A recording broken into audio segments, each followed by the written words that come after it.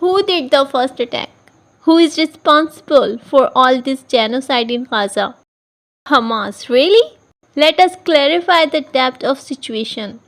From the day Israel came into existence, I mean 1948 to now 2023, it on daily basis used to test his strength on unarmed civilians of Gaza and West Bank.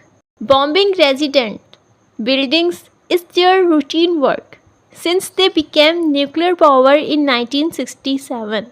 And when Hamas replied in reaction to this on October 7, 2023, they all declare it action or what they call it terrorism.